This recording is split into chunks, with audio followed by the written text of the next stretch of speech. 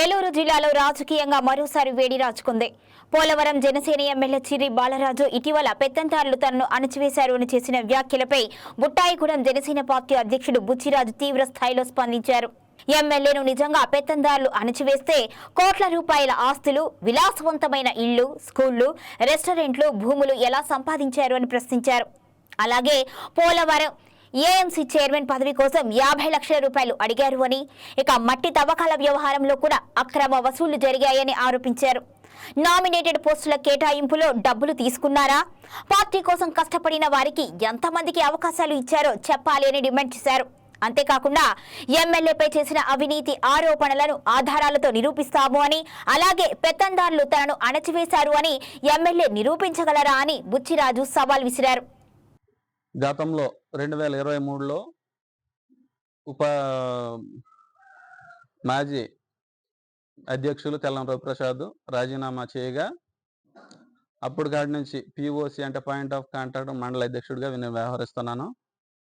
ఈరోజు మీడియా సమావేశానికి ముఖ్య ఉద్దేశం ఏంటంటే, మొన్న చిర్రి బాలరాజు గారు పోలవరం శాసనసభ్యులు వాళ్ళు చేసినటువంటి మాటలకి మేము వివరణ ఇవ్వడం కోసం ఈరోజు ఈ మీడియా సమావేశం అనేది ఏర్పాటు చేయడం జరిగింది. ఆ రోజు మీరు ఎవరైతే పెత్తందారులు అని ఆరోపించారో ఆ వ్యక్తులు లేకపోతే పోలవరం నియోజకవర్గంలో చిర్రి బాలరాజు గారు అనేవారు ఎవరికైనా తెలుసా అని మేము అడుగుతా ఉన్నాం. ఆ పెత్తందారులే లేకపోతే పోలవరం నియోజకవర్గంలో మీకు ఎమ్మెల్యే టికెట్ కానీ మీరు ఎమ్మెల్యే కానీ అయ్యేవారా? అయ్యి మీ మనసాక్షిని ఒకసారి అడిగితే బాగుంటుందని మా ఉద్దేశం.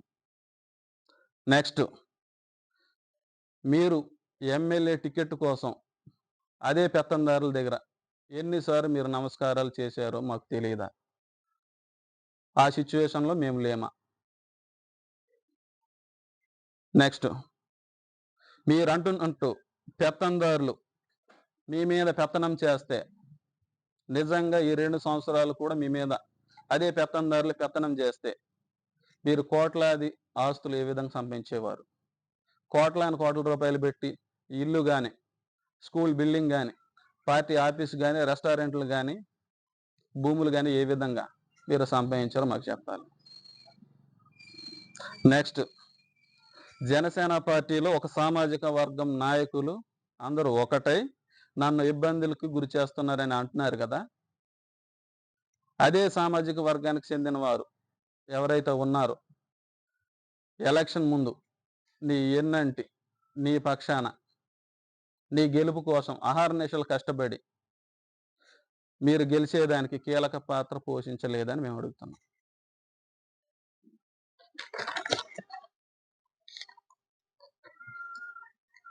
అయితే మీరు నియోజకవర్గంలో పార్టీ పదవులు ఇస్తానని చెప్పేసి మొన్న బహిరంగ ర్యాలీ సభ నిర్వహించి బహిర్గతంగానే మా కొత్త మండల అధ్యక్షులు, కొత్త గ్రామ పార్టీ అధ్యక్షులు అని చెప్పేసి ప్రకటించి వారిని ఎండబెట్టుకొని ర్యాలీగా ఏలూరు పార్లమెంటరీ నామినేషన్ ఏదైతే ఉందో అక్కడ తీసుకెళ్లారు కదా. ఆ ఇస్తానన్నటువంటి నాయకులు ఏ సామాజిక వర్గానికి చెందినవారో మాకు చెప్పాలి. సామాజిక వర్గాల గురించి మాట్లాడుతున్నారు కదా, మరి ఎస్టీ, ఎస్సీ, బీసీ మైనారిటీలకు మీరు ఏ విధమైన న్యాయం చేశారో మాకు చెప్పాలి. అంతెందుకు, నేను కూడా ఒక ఎస్టీ సామాజిక వర్గానికి చెందిన వాడిని మరియు గిరిజనుడిని. మీ గెలుపు కోసం, పార్టీ కోసం అహర్నిశలు మీ వెన్నంటుండి నిద్ర ఆహారాలు మాని ఫ్యామిలీలను పక్కన పెట్టుకొని వ్యవసాయాలు వదులుకొని మీ అంట తిరగం. మరి నాకు ఏ విధమైన న్యాయం చేశారో చెప్పాలి.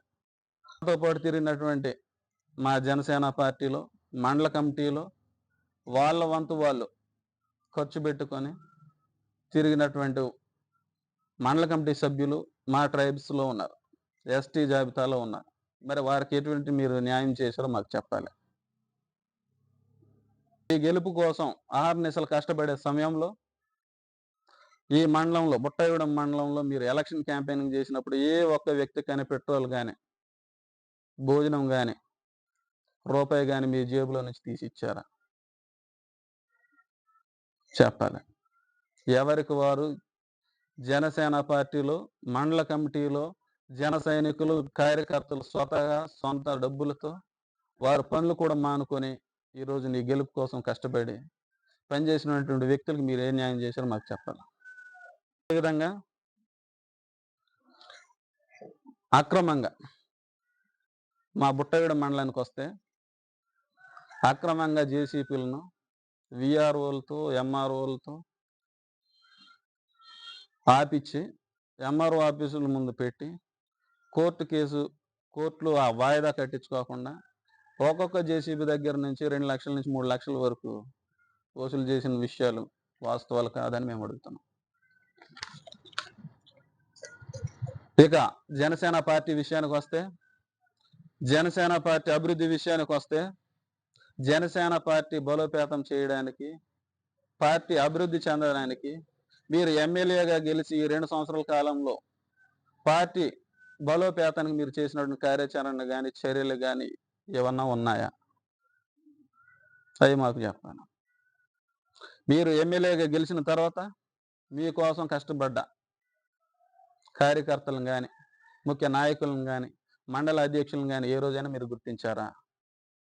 ఆప్యాయంగా పలకరించారా? వారికి తగిన గౌరవం మీరు ఇచ్చారా? వారికి తగిన న్యాయం ఈరోజు మీరు వాళ్ళకేమైనా చేశారా అని అడుగుతున్నాం. ఒక మండల అధ్యక్షుడు ఎవరైనా వెళ్ళి మీ ఆఫీస్ ముందు కూర్చుంటే 8 కూర్చుంటే దాదాపు 2-3 ఇంటికి వాళ్ళతో మీరు మాట్లాడే పరిస్థితి మీరు తీసుకొచ్చారు. ఈరోజు మీ గెలుపు కోసం తిండి తిప్పలు మాని మీ వెనకలు తిరిగి ఇంత చేసిన వాళ్ళకి మీరు ఇచ్చిన బహుమానం ఏముందని మేము అడుగుతున్నాం. నెక్స్ట్, ఈరోజు పార్టీ ఎమ్మెల్యే ఏ పార్టీ ఎమ్మెల్యే అయినా విభేదాలు అనేది సహజం. ఒకరితోనో ఇద్దరితోనో ముగ్గురితోనో విభేదాలు ఉంటాయి, మనస్పర్ధాలు ఉంటాయి. కానీ ఈరోజు పోలవరం నియోజకవర్గంలో జనసేన పార్టీ కేడర్ మొత్తం ముఖ్య నాయకులు అయితేనేంటి, కార్యకర్తలు అయితేనేంటి, జన సైనికులు అయితేనేంటి, వీర మహిళలు అయితేనేంటి నీ పక్షాన్ని ఎవరైనా నిలబడుతున్నారా? ఎందుకు ఈరోజు కాన్స్టిట్యున్సీ మొత్తం 7 మండలాలు కూడా మొత్తం ఎందుకు వ్యతిరేకమయ్యాయి? అది మీరు చెప్పాలి. నియోజకవర్గంలో ఈ 2 సంవత్సరాల కాలంలో నామినేటెడ్ పదవులు అనేవి వచ్చాయి. నామినేటెడ్ పదవులు ఏ అయితే ఉన్నాయో ఏఎంసీ డైరెక్టర్లు కానివ్వండి, ఏఎంసీ చైర్మన్లు అయితే కానివ్వండి, పిఏసీ చైర్మన్లు అయితే కానివ్వండి, ఎవరికి ఇచ్చారు? మీరు సామాజిక వర్గాల గురించి మాట్లాడుతున్నారు కదా. ఈరోజు బుట్టగూడెం మండలంలో ఎంతమంది ట్రైబ్స్కి మీరు మా పిఏసీ చైర్మన్స్ ఇచ్చారు పదవులు? పిఏసీలో మెంబర్షిప్లు ఎంతమందికి ఇచ్చారు పదవులు? నీటి సంఘాలు ఎంతమందికి ఇచ్చారు మీరు పదవులు?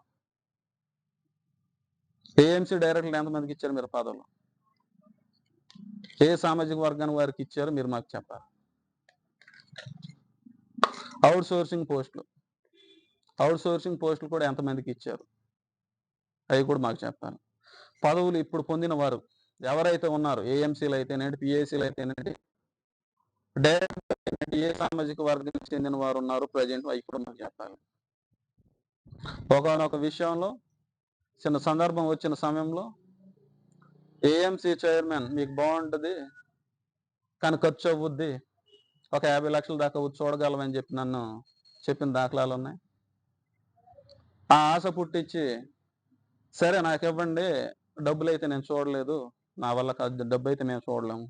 ఈ ఏఎంసీ పదవి అనేది కూడా గత ప్రభుత్వాల నుంచి మేము రాజకీయాల్లో చూస్తే ఏ ఏఎంసీ చైర్మన్ కూడా పదవులకు డబ్బు ఇచ్చి తీసుకున్న దాఖలాలు లేవు అని అంటే వెంటనే మమ్మల్ని పక్కన పెట్టేసి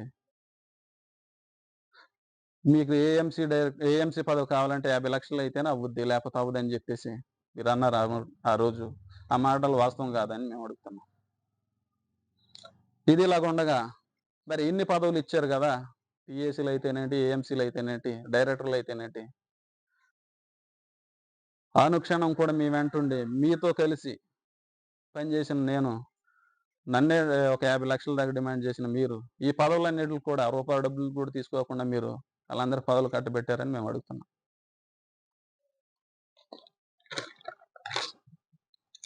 ఇకపోతే మీరు చేసే నిరంకుశ చర్యలు ఏవైతే ఉన్నాయో, అవినీతి ఏదైతే ఉందో అవన్నీ తెలుసుకొని జనసేన క్యాడర్ అయితేనేటి, కార్యకర్తలు అయితేనేటి, ప్రతి ఒక్క జన సైనికుడు మీకు వ్యతిరేకంగా ఉంటే దాన్ని కప్పిపుచ్చుకోవడానికి మీరు కొంతమంది పార్టీకి సంబంధం లేని వ్యక్తులను పోగు చేసుకొని ర్యాలీలు పెట్టి బల ప్రదర్శన చేయడం అది ఎంతవరకు కరెక్ట్ అని మేము ఈరోజు అడుగుతా ఉన్నాం. ఒక ఎమ్మెల్యే అయి ఉండి పక్క కాన్స్టిట్యున్సీ అని కనీసం ఈ జ్ఞానం కూడా లేకుండా నడి రోడ్లో ట్రాఫిక్ జామ్ చేసి తిరిగేటటువంటి ప్రజలకు ఇబ్బందులు కలిగిస్తూ రోడ్ల మీద కార్ల మీద ఎక్కి స్పీచ్లు ఇవ్వడం, అరవడం, పూనకాలు వచ్చినట్టుగా.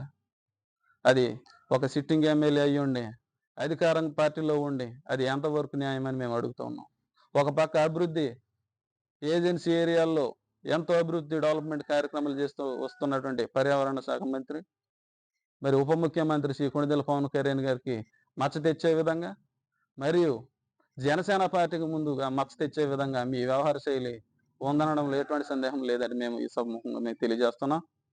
అలాగే ఈరోజు జనసేన పార్టీలో మీలాంటి ఎమ్మెల్యేలు ఎంతమంది అని వస్తుంటారు, నాలాంటి వాళ్ళు కూడా పదవుల కోసం ఎంతమంది అని వస్తుంటారు. నిజమైన జన సైనికుడు, నిజమైన అభిమాని శాశ్వతంగా పవన్ కళ్యాణ్తో పాటు పార్టీలో శాశ్వతంగా ఉండిపోతాడని మీరు గుర్తించుకుంటే మంచిదని మేము తెలియజేస్తున్నాం. ప్రలోభ పెట్టడం, లేనిపోని మాటలు, లేనిపోని ఆలోచనలు కల్పించి జనాల్ని తప్పిదారి పట్టిస్తున్న మీ వ్యవహార శైలి ఎంతవరకు కరెక్ట్ అని మేము ఈరోజు నిలదీస్తున్నాం. మీరు అంటున్నారు పెత్తందారులు అని చెప్పేసి. పోలవరం నియోజకవర్గంలో పెత్తందారులు మీ మీద పెత్తనం ఏ విధంగా చెలాయించారు ఈ 2 సంవత్సరాల కాలంలో?